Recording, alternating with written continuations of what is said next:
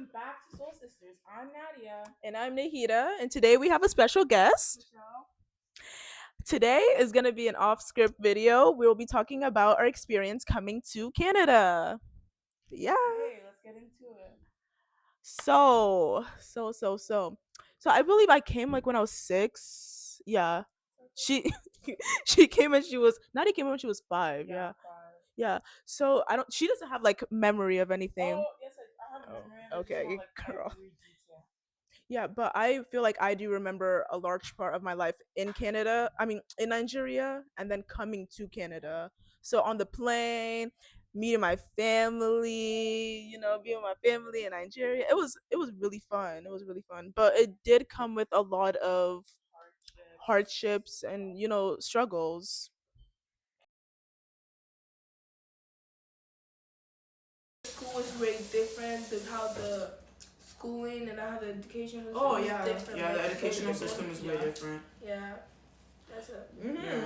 Okay, so for me, I would agree. Like the educational system was way different than the one in Nigeria. Like Nigeria, we had like tutors all the time, like Yeah. and like also just like the whole dynamic. It was so different for me.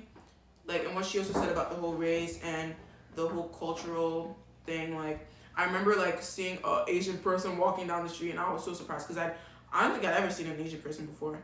So yeah, it's just everything was really different and new. So What question is this question for? Differences in Nigeria and Is this question for I'm about to say? Did you feel excited, nervous, or both when you moved here? I would say, I was sleeping. I don't even remember my emotion, but I would probably say nervous, like always. Um, yeah, I was nervous too because it was a different place. Yeah. Yeah, you're just moving from one place to another, you And I know. was so tired too because of the flight difference, like the hours. Oh yeah, getting used to it. oh yeah, the time change. Yeah. If I'm being honest with myself, I was like excited. Like I didn't even think I was nervous. If anything, I was sad and crying because I remember I left like all my stuffed animals and all my toys in Nigeria. That's the only thing I was sad about. And then I remember on the airplane, I had this huge Shopkin looking pillow that I loved so much and I took everywhere, and I lost it on the plane and I didn't get it, and I remember I was crying for so long, but that was literally it. Except for that, from that, like I was so excited and I was happy just to be like moving to a new place, and like I was excited to be on a plane and everything. So You know, I not that I remember, but I would, guess that I did feel a surge of sadness leaving all of my family Yeah. behind because, we constantly were around our family. I remember being in a house filled with everyone, yeah, sharing a car filled with everyone. So there must have been a wave of sadness. yeah, cause like, yeah, okay. This actually kind of ties to the last question. But now that I actually think about it, I do miss my family a lot. Like the family dynamic here is way different. It's more of our like just Nuclear this, family. yeah, exactly. But like before, we had like practically every single person of our family back in Nigeria, and I remember we would always like go on trips together, hang out together, go to pools, all these things, have family reunions, parties, everything. All your family would be there, and we were so close. But now, like I barely talk to my cousins and my family anymore, and it low key kind of sucks. So Yeah. Question number 5. What was something that surprised you about Canadian culture or school life? Something that shocked me about Canadian culture. I don't know if anything really shocked me, but I would tie back to the snow aspect. Just constant snow for months, and growing up then in Canada, I found that seasonal depression is a thing. I don't like it. I don't like winter at all. Yeah. So and school life too. In Canada, you really have to look out for specific tutors that I don't know how to explain it. Yeah. that are willing to help you in that moment to teach you. And But with, like, Nigeria, yeah. your Your parents teacher, could, exactly. your teachers could just easily hand you someone to help you out. With this one, you kind of have to do your own research. Who is benefiting you? Where are you learning from the most? Mhm. I'll say something about the weather too, because I like Nigeria. I was so used to like one weather. Yeah. I'm just gonna say one because it was one. It was just hot throughout the year and sometimes a bit cold just some days of the week. And then here we have spring, we have summer, we have fall and stuff. Yeah, that was different. Yeah, and adjusting to which weather was which. I Yeah. literally had to sit down and know that summer is this month, winter is this. Yeah, exactly. Yeah. So I would say for me, I completely agree with everything they said, but I'm gonna dig into like more specifics. Number one was the learning that beaver tails weren't actually made out of beavers. For years, I thought that beaver tails, like people would be like, oh, my mom is getting beaver tails, do you want one? I'd be like, ew, no, I'm not getting it. So you're telling me like from grade 1 to grade 2, I missed a good 2 years of not trying beaver tails because I was so scared to actually eat a beaver. But then I realized that it was like this donut, creamy dessert type of thing. I was crying because I missed out like 2 years without eating beaver And tails. poutine, let me tell you. Oh my god, poutine. poutine I thought does. Oh my days. days. Yeah. Like, No. anyways, you guys need, like, everyone's always talking about poutine and maple syrup, but the real thing is beaver tails. I'm gonna tell you guys that. Beaver tails, amazing. Okay, another thing I'm gonna say is like learning the new like slang and stuff. And this is probably gonna tie to one of the questions you have over there, but I'm gonna say that like when I was there, like when I would say or use certain words, they would always like correct me, but not in like that like supporting, oh, I'm here to help you type of way. It was more of a like Judgmental? putting in judgmental that side. Like I remember one time I was in class and then I was like, huh? What? I'm sorry. And my teacher was like, no, don't say that. Say pardon me. Girl, we're Say not in pardon Bridgerton. me. And like she kind of like embarrassed me in front of the whole class, and I was so embarrassed. And the funny thing is now, like nobody says that.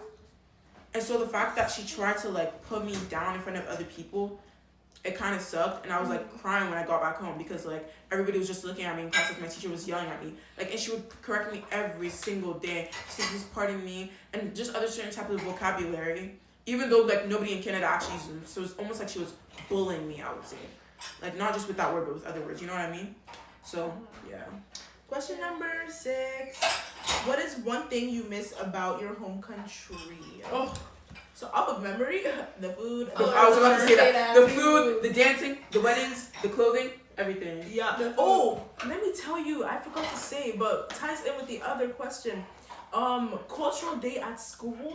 That was the best, bro. Elite. Because when I tell you, like, we wouldn't even do it, like, you know, here it's like different cultures, like, it could be like Asian culture, this, that. Bro, with us, it would be like more of like tribe culture, and we get to see like the way each different tribe in Nigeria would like dress, and it was so nice. Let me And tell the you, food? we all big The food too.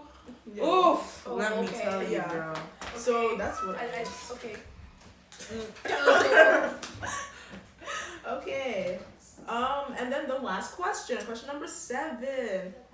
What is one thing you love about living in Canada? You go first. Oh, y'all already mean for that.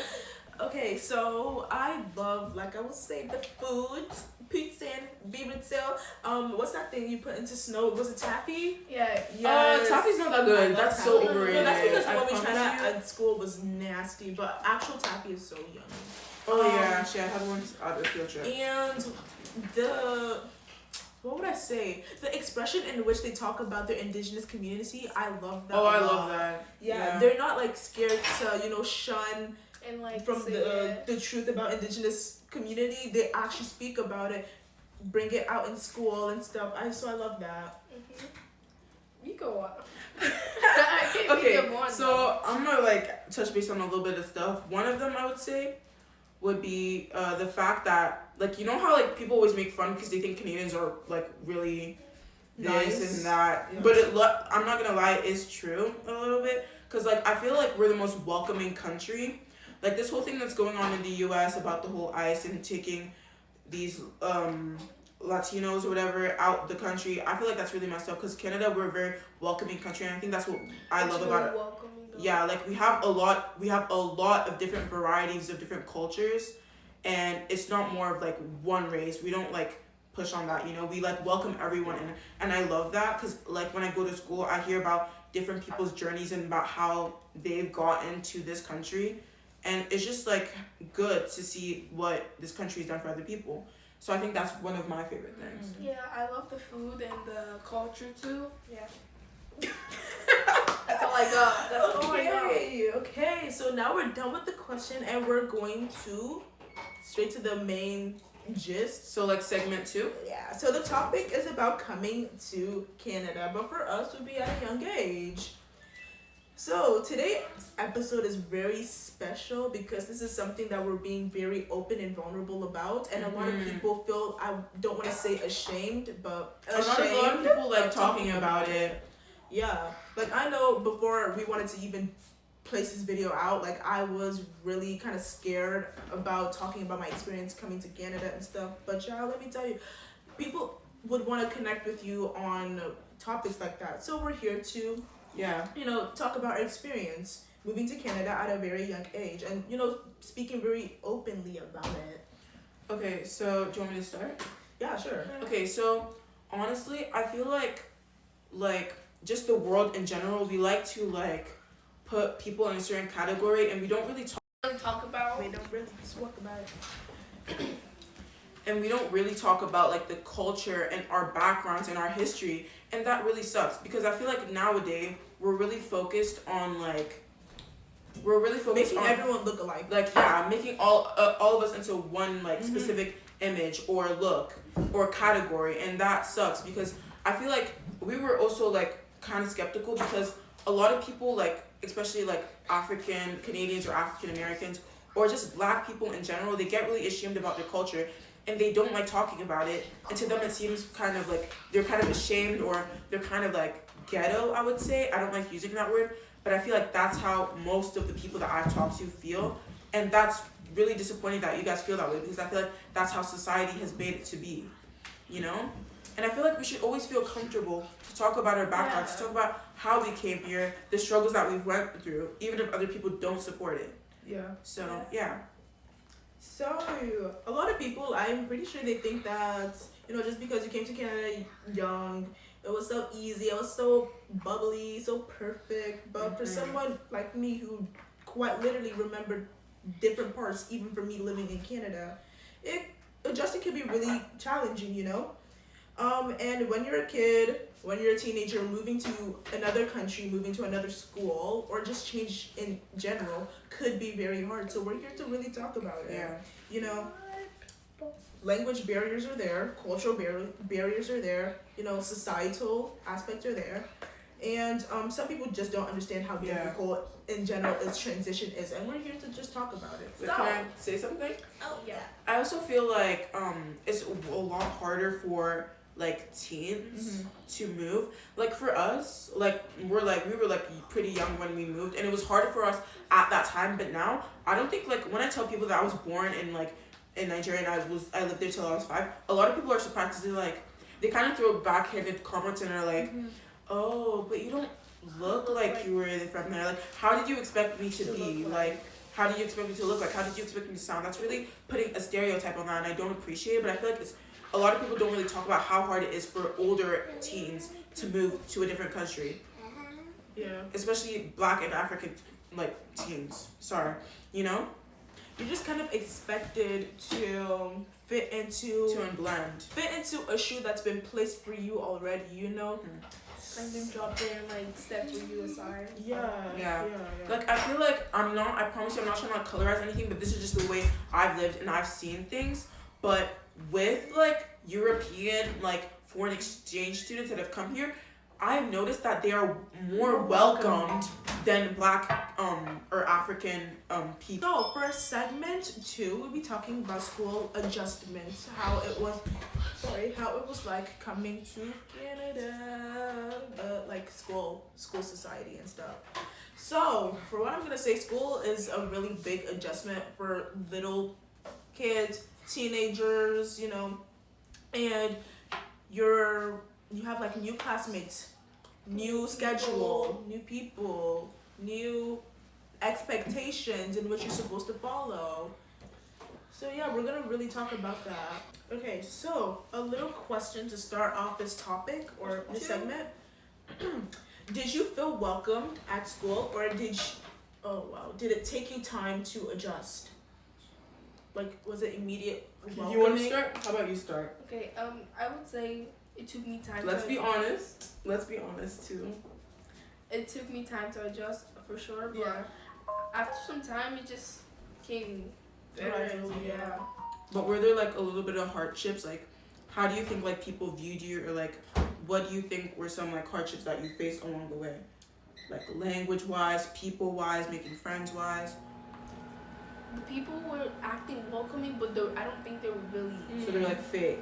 Yeah. Yeah. Yeah, for me, I would say that as someone who was like really shy back then, it was extremely hard to fit in. Like it took me time to make friends. Actually, that's kind of a lie. It did not take me time because I did have this one friend who immediately, like on the first day of school, she came up to me, and so did like my other friend. She came up to me, and then suddenly I was just a part of this big circle, but I just kind of felt out of place. Mm-hmm. You know, people are just talking around me, doing this, eating their little Sandwiches. sandwiches with minute seasoning, and I'm just there with my big plate of jollof rice. I opened it, the whole class is smelling with jollof rice. Yeah. It smells good though. Yeah, Yeah. I remember I got one kid, like, I opened my food and she told me, your food stinks. Close it up. I quite literally cried to my mom that day because, you know, being a new kid to a new, like, country and stuff like that, it was hard. So for you to kind of say that on top of what I'm already going through was even rough. Yeah. Okay. Wait, what was the question? I was literally just paying attention. Did you feel welcome at school, or did Okay. it take you time to? So, okay, honestly, if I'm being completely honest, at first, I was welcomed, but that was only because of the fact that it's like, I'm a new kid. Everybody wants to get to know the new Yeah, kid, yeah. like, let's be honest, right? So no one's gonna like shun the new kid. Everybody wanted to get to know me, and then like there was a time that I got my group of friends, and I was honestly fine. I was vibing, right? In my headspace at that time, I was 5. I thought that like there was like no bad people, right? I was just vibing, everything. I didn't know that anybody could be toxic or mean or bullies. That was in my headspace. I was just happy that I could make new friends, right? And so after like that first like 3 week, maybe 1 month of me being in that school, I got like a group of friends, and then that's why I started noticing that maybe these people actually didn't like me, or maybe these people aren't my friends, or why do people treat me like this? Because to me, we were all the same. Like I didn't see any difference or any problem until people started pointing it out.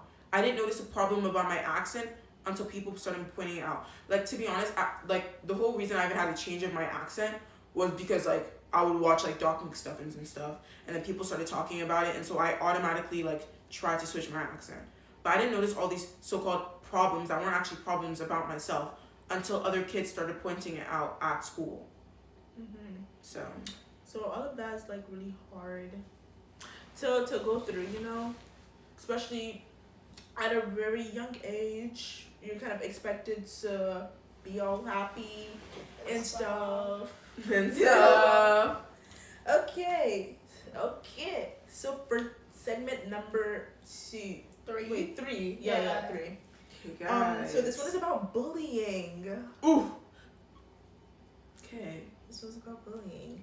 So unfortunately, a lot of like newcomers, they are kind of pressured to fit a certain type of category. That might be replacing your culture, your identity, who you are, just to fit in for people to like you. And unfortunately, I was one of those people. I really did change everything to try to make people, you know, like me, make me likable. I remember, before I actually start with that, let me ask a question. Did you guys ever feel bullied? Or, no, that's not even the right way to place it. Did you guys ever face bullying or judgments because you were new? Or how did you handle it? Like, if you did find judgment. I think I faced a lot of judgment, I Mhm. guess. Yeah, because, the way, like, they just look at you, you would know. You You know. You would know. That's the same thing I was talking about with my teachers. Like, the way they would look at me, it was with such disgust. And I didn't notice it back then. I knew that maybe she didn't like me or they didn't like me. But now that I see about it, it's really disappointing to know that grown adults are over here like feeling or having this type of image about a 5-year-old child, or not even a 5-year-old child, a child in general, about a person in general. That's really disappointing. So So I remember my whole elementary school year was just terrible. it really was. It was terrible. For It didn't me. get better for me till like the 6th grade. 8th grade was when it got better. Like everything in general got better. Yeah. But my whole elementary school from grade 2 to grade 6, or let me even like push that to grade 7, it was terrible. Because this one particular girl, I'm not even gonna call out her name, she bullied me and made my life at school a living. I don't even know. Like, she would get her little mob and come up to me during specific times at school, and she would use some racial slurs at me. Mind you, I was really young, and going home and searching up, oh, what does this word even mean? What does this word mean? It was bad. It was bad. Oh yeah. She was like, oh, go back to your country, this and that, you know.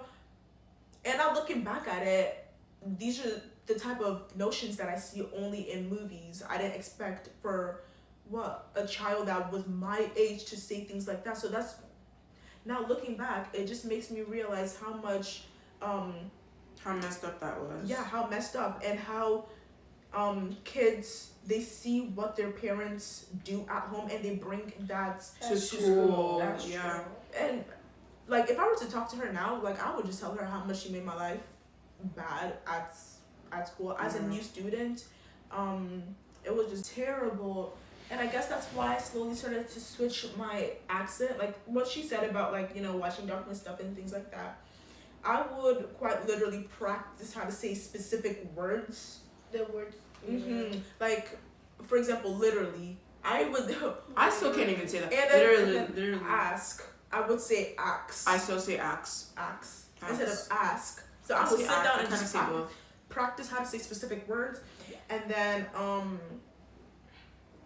I got to a point like around grade 4. I used to tell my mom not to pack me like jollof rice and things like that, and then that's when I started bringing sandwiches and things like that to school, because I really did not want to face humiliation. That what I thought was humiliation, because I did not want this girl and her little mob to come at me again and start talking about things she didn't like about my culture, about me, about my skin color. It was really humiliating and really dehumanizing my innocent mind at that time, and still now. Yeah. So I think that's the same with me. Like, yeah, that completely is the same with me. Like, back then, like, I didn't really know it, but now that I look back at it, I see that a lot of the bad traits and the way I am today was like 95% of it was caused by the stuff that happened to me back in that school. Like, the difference was like I was like also a new kid, new accent, all of these things. Plus, I was also like a chubbier kid, right? So I got bullied way more. There was a lot more things for kids to pick on me for, right? But like, and I was always like a really happy and joyful and confident child, so I didn't really think much of it. But it gets to a point where people talk about you every single day, and it's not like even like these kids try to hide it. No, like they would talk about it to your face. They would go up and say things to you, and it's like there's not much I can really do about it. Those like when people start saying these things about you, you start to believe them, right? And I really did try. Like I tried to like, you know, I remember in school they would use this thing where it's like use your wits when Yeah. faced with like this whole situation. Wits was like walk away. Like girl, I walked away, ignore, talk it out, and seek help. Like bro, I did all of that. None of it worked. The teachers were not helping at all. They did not care. Like they were just like, oh, it's okay. The sweetie." teachers at that school Like, were they mad were- racist. Yeah, they were like, I bet they were in on it too because, like, I I promise bet you. they literally were. Remember when we came up to the principal to tell them about issues that were happening? Yeah, So our us- principal was also really racist. That's why I'm not like school dropping right now, name dropping, because I'm not trying to have backlash on that school. But like, this is not just that specific school. Schools in general. I'm just saying like the fact that like we raise our school, like we have such different priorities in schools nowadays, and it really pisses me off because we prioritize, like, I don't want to say anything that's gonna get me backlash right now, but we prioritize so many different things when we're, instead of us to be prioritizing like things like how to actually teach and educate students on how to actually treat other students is so crazy to me. Like at school we always talk about and we bring up bullying, but it's such like in like a brushed up way. We like sweep it under the rug, and it pisses me off because kids are constantly going through this. Even if it's not like those old Disney type of bullying where like, oh, come here, dork, give me your lunch money. It is still bullying. Like, people can like influence you to do so many things that you didn't even know you were capable of doing. You didn't know what's bullying. Like, exactly. I just, it's sad. Like, it actually is. So what are like your hardships that you probably faced?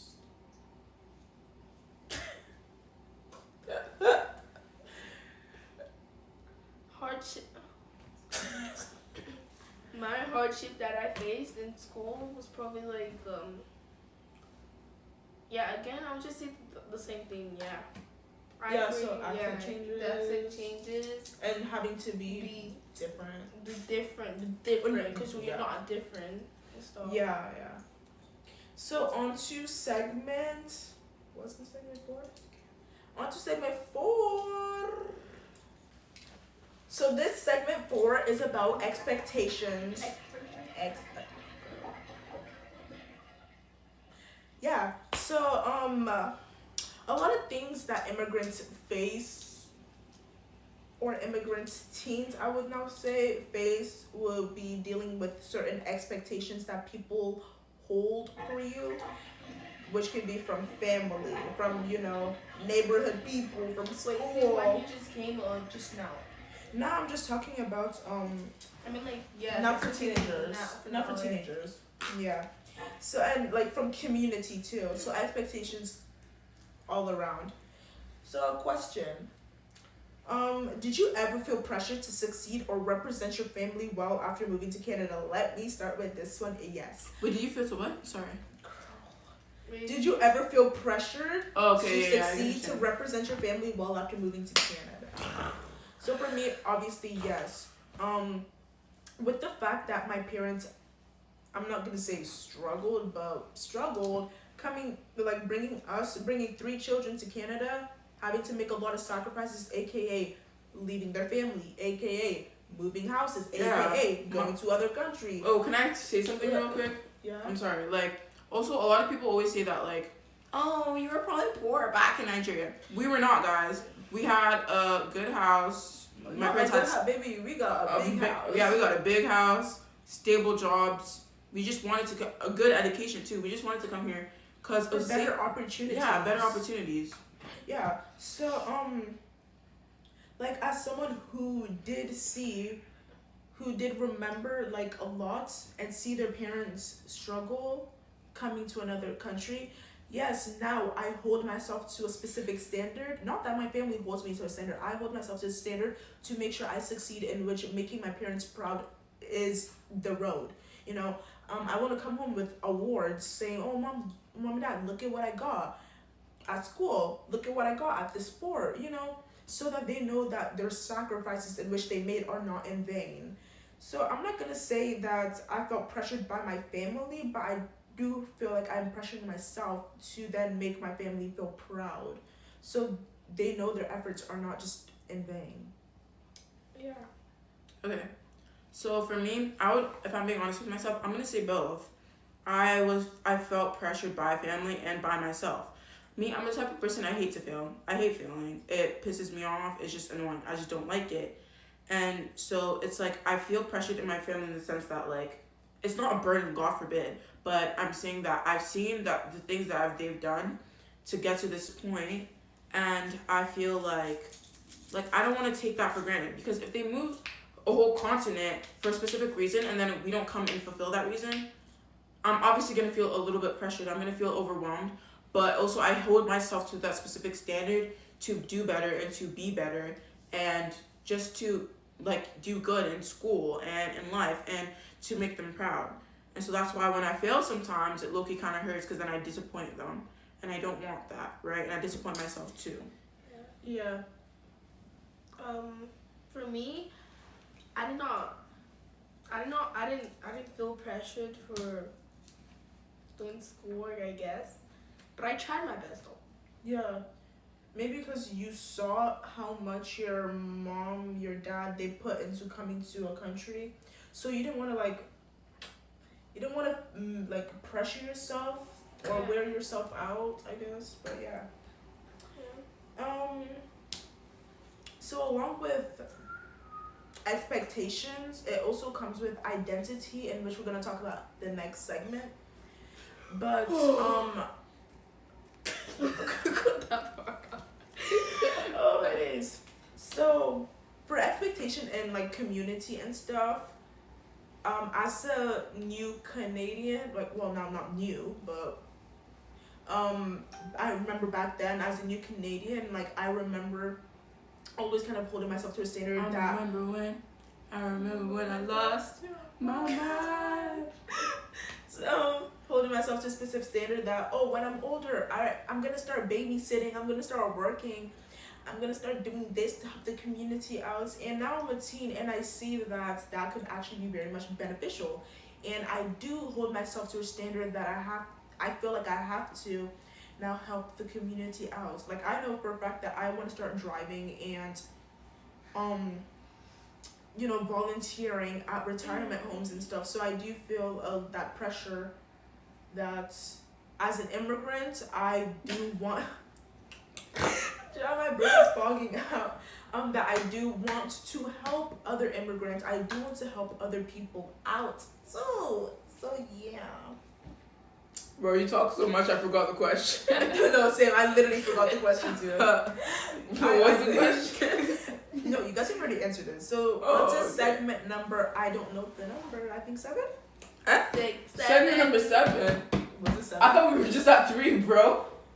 Yo, guys, it's late. Okay, It's like 5. everyone's sleeping, everyone's tired. So we're I gonna don't go know. to the next segment, which is on identity. Okay.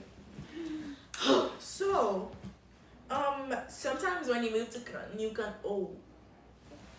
Take a break. Take a break. sometimes when you move to a new country, you kind of feel like you're in between two cultures, two points that you want to be more Canadian, but you want to be more Nigerian. If you're Canadian with your Nigerian family, you're too whitewashed. But if you're That's too the concept people don't Nigerian, get. if you're too Nigerian for your white friends, then you're too this. I don't know how to explain it. Me too, bro. I understand But- what you're talking about. But yeah, Same thing with mixed kids too that I've heard them talk about. They said that with white people they're too black, and with black people they're too white. Like, why do we always put ourselves in that category? Like, let us just be us. Like, I really felt like when I was much younger, I felt like I had to pick a side. I felt like I really did have to pick a side. I did not pick a side back then, but I felt like I did have to pick a side. Now I'm growing up. I don't have to pick a side, obviously. Just be yourself. Just be myself. Be yourself. And if my white friends or if my other raced friends, they don't appreciate the fact that I'm a bit different than them, then that's not a friend. Yeah. It's a fake friend. Dropped. Okay, that's cringe. So, a question for you guys. Do you feel more connected to your home country or to Canada? Or both. So I would say literally neither. Like she said, no. I feel connected with my roots, yes. I feel connected with Canadian culture, yes. But I'm not, like I said, I'm not. Culture? Yeah, Canadian culture. What culture? What culture? Literally have culture. What do you mean? we do got culture. Like, I know what you're talking about. Canadians have culture. But I'm not holding myself to a standard that I have to put myself in that position again. So that means that as a Canadian, I'm proud to be Canadian. As a Nigerian, I am proud to be Nigerian. So that's that. Okay, so for me, I'm gonna say, same with them, like, neither. Because, like, I am so grounded in my, like, Nigerian roots. Like, most Nigerians I mean now are born here in Canada, and they don't really know much about Nigeria. I would say that I know enough to live my life every day. It would be better if we, like, often visited Nigeria more. I feel like we'd be more connected and stuff. But with Canada, like, I've, like, grown. Like, we've been here, like, practically our whole lives. And so I've just gone to know the culture, the people, everything, you know? Mm-hmm. So I would just say both. And something that kind of draws, wow. In the beginning. Ninging, Indi, in the Bini, in the Draws back would be the fact that we don't really see much of our culture displayed around in Canada. The only people I feel like I can really, pick some Nigerian, culture from would be my parents, and would be some Nigerian shows I watch, or would be from like parties I go to. Yeah. You know. Parties are a huge one actually. So. Yeah, and music too. Oh yeah, I love music. Nigerian music. Yeah, And it kind of sucks because my parents, like, at least my mom mostly, like, they don't speak their language at home. And that's what No, I my dad- kind of, my dad yeah, my dad does, but not, like, with us, like, more with, like, family and other stuff. And it sucks because, like, I feel like if they'd spoken it with us, like, as we were, like, when we were younger, like, 5, whatever, and older, like, it would have stuck with us. But, like, we have our accent and everybody, like, and everything. Like, that's, like, yeah, we got that. But I'm saying with like the actual language of the actual tribes and all that, I wish that I could learn to speak that because it's not like a known language, and so it's not written like they don't have like a book for it to like learn and all that. Yeah, I cannot go to Google Translate. Yeah, you can't go to. It's not one of those official languages on Google Translate you could just learn from. You know, it's not a language on Duolingo. It's not like that. And so it's like I feel like every generation, like the language and the culture dies a little bit. You know what I mean? Yeah, Especially Canada. as we move, it transfers to different countries, it dies, and that sucks. Because I wish I could teach it to my children. Yeah, I remember like at one point I started going on YouTube to search up like for YouTube teachers how to speak my language, and it didn't feel the same as if my dad were to teach me his language because my mom cannot speak her language. Yeah. Also, plus we're not like the most like the biggest tribe in Nigeria is Yoruba. That's in like Google Translate and that's in like other stuff, but you're not talking about like the other 560 different tribes and languages that we got. Right? Isn't that how much there are? Or is it There's a lot of there's Yeah, a lot. like- It's like in hundreds. Yeah. I know that. we have Yoruba people in our In our family. We could easily just go to Duolingo and find that, but Like, the when we get fact down that to the root. the fact that our father is from Benin, our mom is From like Ora. like She's she Ora. speaks Ora. We do really feel like I told you 500. over 500. Yeah, I knew I was right. I thought it was like 561. damn, so accurate. That's Yeah. that's a lot. Yeah. I know. So we're coming to a conclusion, guys. And now Conclusion. I don't know why I stopped. Looking back now, what advice do you feel like you would give immigrants? I don't want to just say Nigerians, but that would also be good. Nigerians and just immigrants in general. What advice would you give them coming to a new country or starting a new life in Canada? And let's just say specifically no age. You start. You start, Michelle. You start. Oh. I would say, if I say be yourself, that's another topic for another time. Like, no. Yeah. But be yourself, yeah. That's a really good. That's today, like our motto. Be yourself and stay true, guys. Yeah. Stay true to what you know. Don't let me- people sway you. Yeah. And don't Sway let you. No, don't let Sway. people You know what I'm talking about, like- convince you what you are. Yeah. Yeah. Like, they're trying to tell you stuff and you take that to your heart. Like, no. Don't do No, that. I will guys. literally take you nowhere. As someone who did experience that, so for an advice I would give would be, do not let people tell you your story. Do not let people paint your path. Don't let people paint your path for you because, girl, that path. When the rain pours, the path goes. Oh. See, you were cooking at first, but Okay, but No. you understand what I mean. Just don't let people tell you who you're supposed to be, how you're supposed to speak, what you're supposed to eat, what you're supposed to look like in order to fit into a specific category, because that's not going to take you anywhere. Be yourself. And that's it for today, guys. Thank you so much. Chris, we don't care about my opinion, guys. Oh. So like, yeah, I'm gonna say what they said. Yeah, that's an opinion though. It's just, So can I draw the conclusion? yeah. Anyways, So that's it for today, guys. Thank you so much for tuning. hello, my darkness. And Thank you so much for tuning in and watching till the end. Remember to like, comment, share, subscribe, keep watching videos. Why are we gyrating? Like, like, Yeah. comment, share, subscribe. And this was a topic that, you know, we really could not be out. Yeah, guys, this Keep topic, about- like, it goes longer. Yeah. This is just, like, this Oh, charting. really serious, you know, Yeah. and it was really challenging to speak about our experience, you know, as someone who clearly does not really remember much. Anyway, speak for yourself. Okay, so where's overall take those advice that we did give, and remember, if you're a teen, if you're a young person, adult, whatever it is, any range, just know that we are here to support. You can always DM us, you can always comment, Yes, support, you know, and just know that overall moving to a new country does take adjustment, it does take time.